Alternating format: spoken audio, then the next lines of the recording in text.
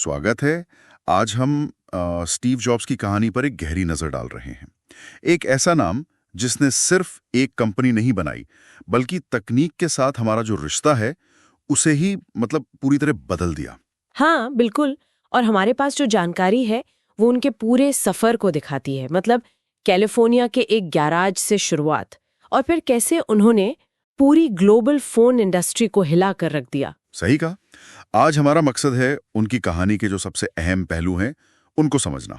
और ये सिर्फ प्रोडक्ट्स की कहानी नहीं है, ये एक सोच की कहानी है कि कैसे एक इंसान का जुनून हमारी रोजमर्रा की जिंदगी का एक जरूरी हिस्सा बन गया। हाँ, तो शुरुआत करते हैं। जन्म 24 फरवरी 1955 सैन फ्रांसिस्को में, पर पाला पोसा पॉल और क्लारा जॉब्स ने। कहते हैं बचपन से ही तेज थे, जिज्ञासु थे और थोड़े यूं कहिए विद्रोही किस्म के भी। बिल्कुल। और हाई स्कूल में उनकी मुलाकात हुई स्टीव वॉजनियाक से।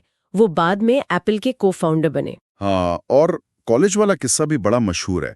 रीड कॉलेज गए पर पढ़ाई बीच में ही छोड़ दी। मगर दिलचस्प बात यह है कि कॉलेज छोड़ने के बावजूद वो कुछ क्लासेस में जाते रहे, जैसे कैलीग्राफी यानी सुलेख की क्लास। अच्छा। हाँ, और ये सुनने में शायद छोटी बात लगे, पर इसका असर बाद में मैकिन्टॉश के डिजाइन पर साफ दिखता है। वो सुंदरता, वो फॉन्ट्स पर ध्यान देना। सही। तो फिर आया 1976। सिर्फ 21 साल की उम्र, वॉजनियाक और रोनाल्ड वेन के साथ मिलकर उसी गैराज में एप्पल कंप्यूटर की शुरुआत। पहला प्रोडक्ट था एप्पल वन, काफी साधारण सा। हाँ, लेकिन उसके बाद जो एप्पल 2 आया वो असली गेम चेंजर था। उसने कंप्यूटर को सिर्फ टेक गीक्स की चीज नहीं रहने दिया। हाँ। आम लोगों तक पहुंचाया।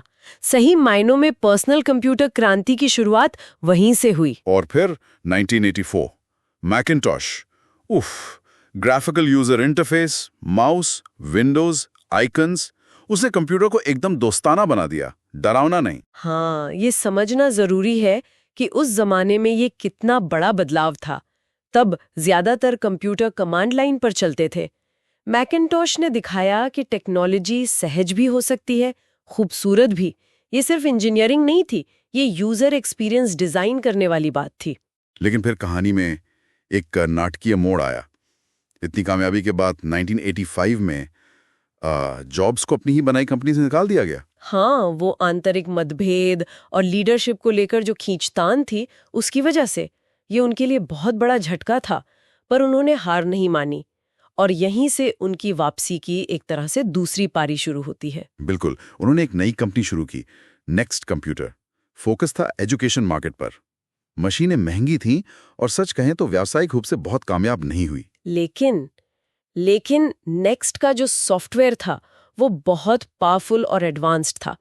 और मजे की बात यह है कि यही सॉफ्टवेयर बाद में एप्पल के आधुनिक Mac operating system OS X का आधार बना।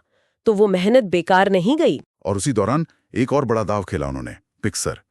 1986 में जॉर्ज लुकास की कंपनी लुकास फिल्म से एक छोटा सा एनिमेशन डिवीजन खरीद लिया और उसे पिक्सर एनिमेशन स्टूडियो में बदल दिया। और फिर 1995 में आई टॉय स्टोरी, दुनिया की पहली पूरी तरह से कंप्यूटर एनिमेटेड फीचर फिल्म।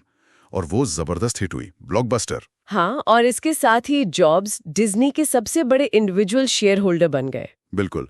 ये दिखाता है कि उनकी दूरदर्शिता सिर्फ कंप्यूटर तक ही सीमित नहीं थी, वो एंटरटेनमेंट इंडस्ट्री को भी समझ रहे थे। और फिर किस्मत देखिए, 1996 में एप्पल, जो उस वक्त मुश्किलों में थी, उसने नेक्स्ट को खरीद लिया और स्टीव जॉब्स वापस एप्पल आ गए।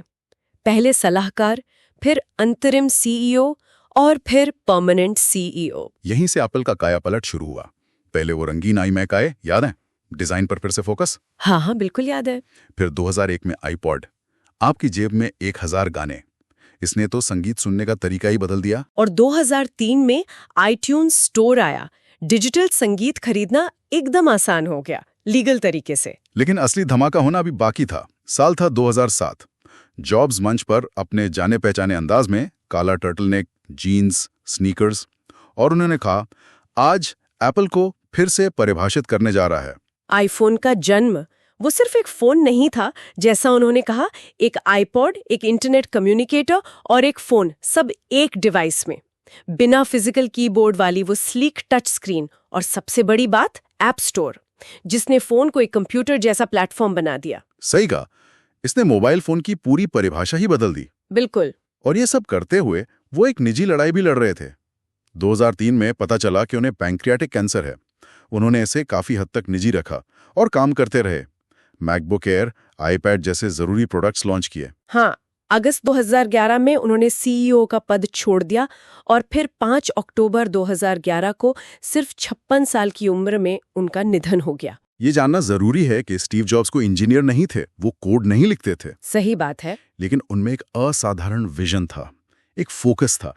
गैर जरूरी चीजों को ना कहने और असाधारण चीजों पर सब कुछ लगा देने का साहस था। उन्होंने तकनीक को कला के साथ मिला दिया, उपयोगिता को सुंदरता दी। उनकी वजह से ही आज तकनीक इतनी पर्सनल है, इतनी सहज है, हमारी जिंदगी के केंद्र में है। फोन अब सिर्फ फोन नहीं रहे। ये सब शायद उसी पल से जुड़ा है जब उन्होंने कहा था, ये सब कुछ बदल देगा। हाँ, तो यहाँ एक दिलचस्प सवाल उठता है सोचने के लिए। जब दुनिया को बदलने वाले इनोवेशन की बात आती है, तो क्या एक असाधारण विजन, एक दूरदृष्टि हमेशा गहरी तकनीकी विशेषज्ञता से ज्यादा मायने रखती है? इस पर विचार किया जा सकता है।